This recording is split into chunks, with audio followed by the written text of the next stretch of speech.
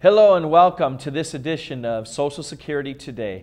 My name is Jeffrey Rodriguez. I am the Public Affairs Specialist here in Orange County, and I am so glad to be with you today.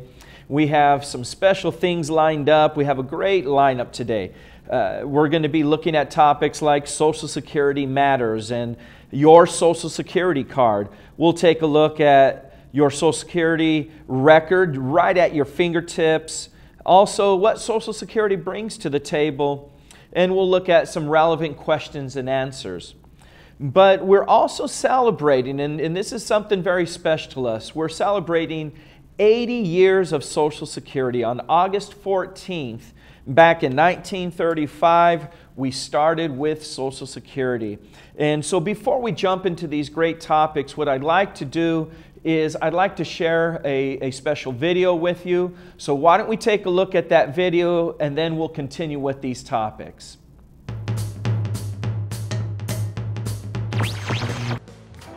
We were born at a time when the nation needed us the most. While Amelia Earhart was circling the globe, we started making payments to our beneficiaries. As the world entered World War II, we added survivors and dependents benefits. When the first retirement checks were being paid out, the U.S. had gotten its very first multi-lane superhighway. The world was once again rapidly changing when we added the disability benefits. If your work is covered by the Social Security... While builders were striving for new heights, we started implementing supplemental security income. As the first GPS systems were coming online, Social Security joined the then small community of the World Wide Web. While the International Space Station was being assembled, our customers were able to retire online. Since 1935, we have been promoting economic security to individuals and families across this nation. A world without Social Security would be very challenging and very difficult. For a lot of people, the benefits they receive represent a sense of dignity at a time when they need the benefits the most. Without the survivor's insurance, I'm not certain our family could have stayed together. We counted on Social Security for subsistence for a very long time. Social Security is not just far off in the distance. It's not just that retirement that they plan for someday. It's something that they can rely on and their family can rely on. And over the years, I have seen lots of people who depend primarily on the income they get from Social Security in order to live. I think in terms of what this program has done for the country has been absolutely stupendous. Many young people do not realize that 1 in 5 have the risk of becoming disabled. There's no guarantee that they're not going to have an early death. And if that happens, then they will have the protection for their survivors. Just a couple of years ago, my brother was diagnosed with a terminal lung illness. And he filed for Social Security disability when he could no longer work. He filed online from his home because he couldn't get out and get to a local office. And when his Social Security was finally approved and his check started coming, I remember he called me and said, "Terry, for the first time in a number of months, I can sleep." Take advantage of the many options that we make available to you in receiving services from our agency, whether it's to check your earnings statement or to change your address or just get a benefit verification statement. All of these are available to you and you should take advantage of them. We are going to be constantly looking at how we continue to evolve our service delivery. We want to be able to use the technology to continue to provide our customers in a way that they want to be served. We believe it's important that individuals who have paid into the system receive a quality of service that we can all be proud of. Will our programs change? Yes, they have, many, many times over the last 80 years. Will our commitment to service change? No. Our main purpose here is to serve the public. And with the stress that we put on that, plus the fact that we have many good, dedicated people who want to serve the public, they want to do well. The spirit of compassionate service that we have at the agency, that's what Social Security is all about. We've been here for 80 years. We're going to be here for another 80 years.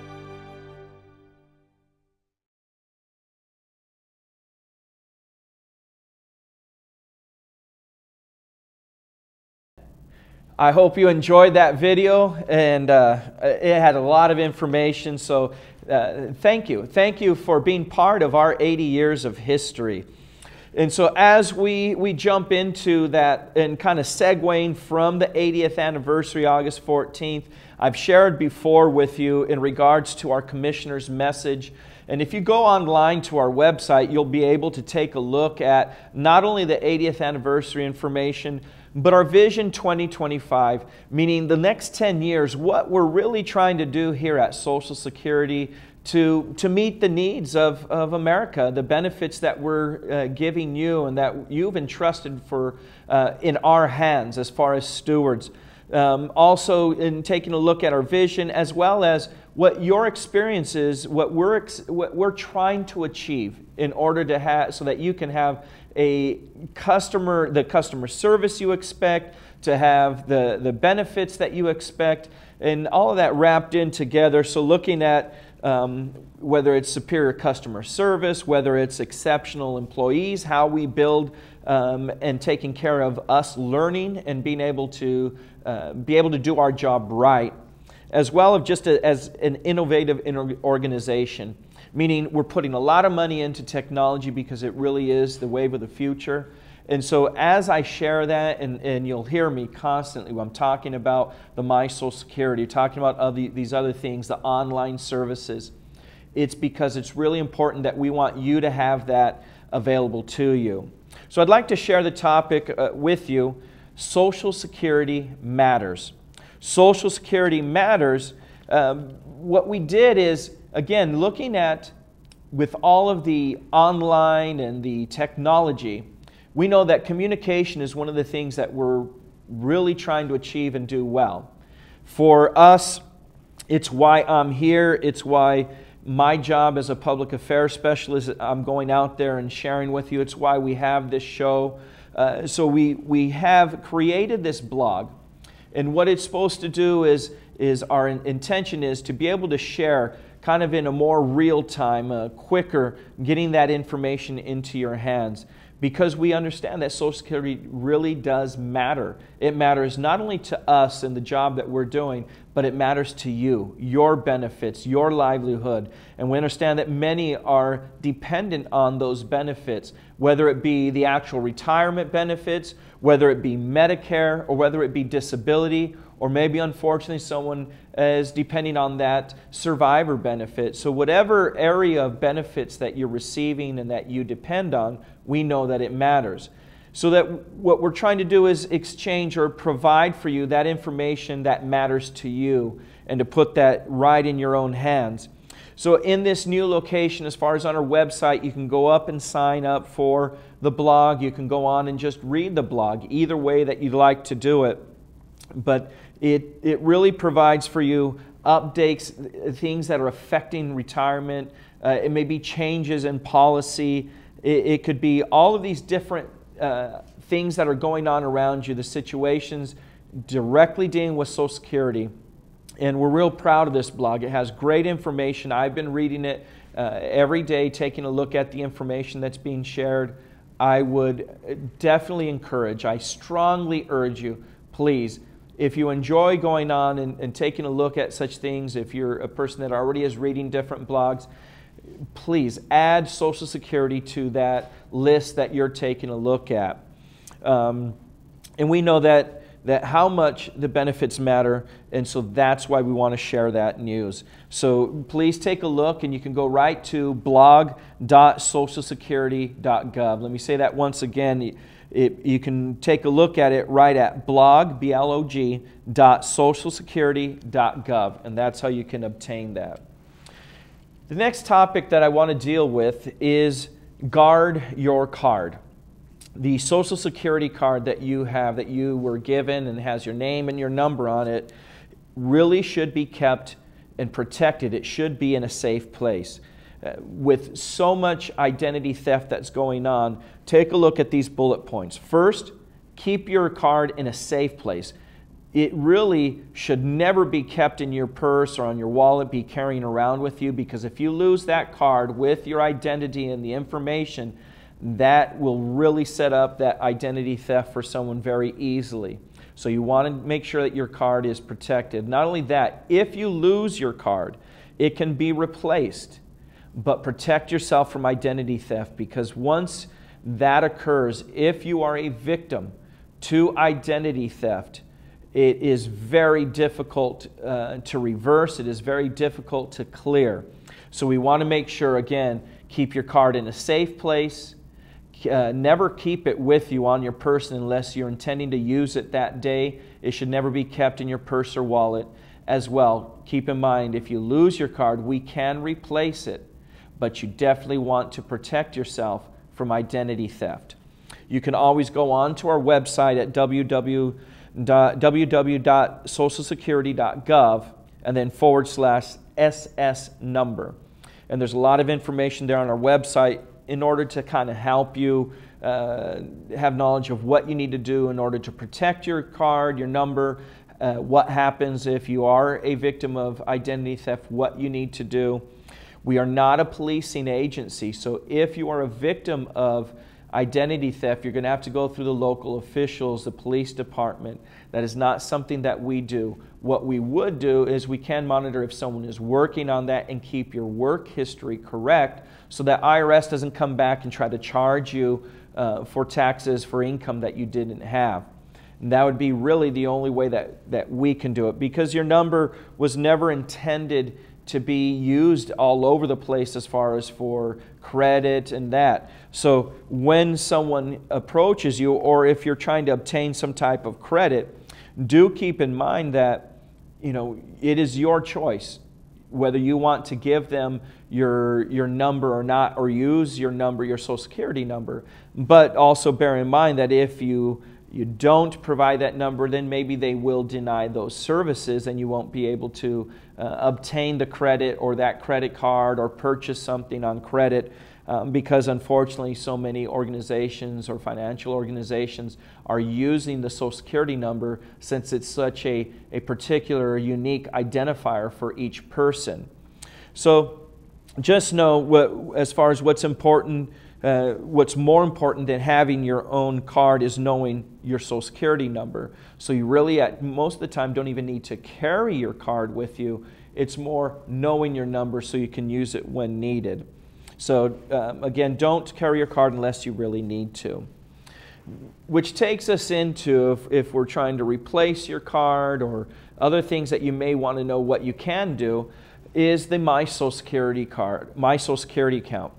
The My Social Security account, setting up an account for you, really helps you in so many ways, because you know that we have limited resources within our offices. Social Security can be right at your fingertips. It can be accessible to you when you take a look at, when you set up that My Social Security account. You visit our website. You can go directly to it at www.socialsecurity.gov/myaccount. Or if you go to our website, on the bottom left corner, you'll see a marker where you can press on, and it'll take you right into that page to set up your account. Very easy to do. And once you go into there, it'll ask you the various questions as far as it'll use your credit, your past history, and it'll give you some challenge questions that only you will know. And trust me, you will only know the answers to these. No one else will. And that will allow you to set it up. If you're unable to pass those challenge questions, or for some reason, maybe you've had some identity theft and you have a protection on your credit, or you froze your credit because of some other issues, then you'll have to come into our office, show your ID. It'll bypass all of those challenge questions, really, because all we're doing is trying to identify you. So you show your ID, you come into our office, we'll take that, we'll set you up, give you a password. You'll go back to the website, to that same place, but instead of creating the account, you'll use putting in the password, and then you'll be able to move forward once you do so, and you'll be able to set up your account. Now, once you set up your Social Security account, the My Social Security account, why it's so important, why I drive it every time I'm speaking to you here or out in the public when I'm speaking, is because of the things that you can do. You can verify your account. And if you're on benefits and in the past, you know that you've had to obtain a benefit statement There was only a couple ways. You could call us, identify yourself, we'd mail it out to your home. It'll take a few days, we usually say 5 to 10 business days, or you were coming into our office, taking the time, the money, the energy to get to our office, to wait to see one of our representatives, then they would be able to print it there.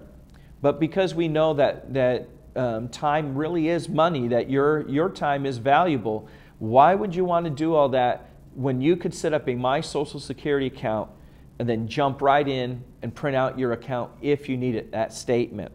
Not only that, you would be able to obtain a personalized 1099 at the start of the year in order for your tax records, and that's new that we instituted. You could order a Medicare card. If you have misplaced or lost or destroyed your Medicare card, you could order it right through the My Social Security account.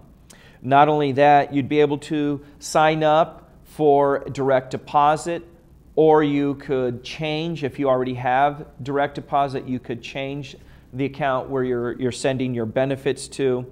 You could also change your address. Let's say that you're moving and you've already moved into the new address or residence.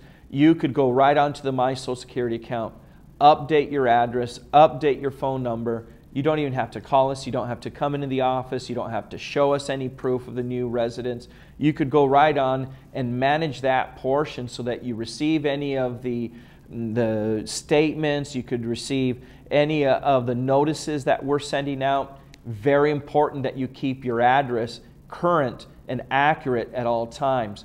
And this would be the best way to do it, because you're going on, you're making sure you're inputting the correct information. Sometimes there's a lack of communication or failure where you're stating the name of your street, and maybe the person, the representative on the phone hears it, but they misspell it, or they misplace maybe one of the numbers, and you would be the best person in order to manage that. So you have all of that information right at your fingertips, and how nice it is to have access to that. So again, I encourage you, go on to our website, create the My Social Security account, and it really is for your benefit so you can have access to all of that information.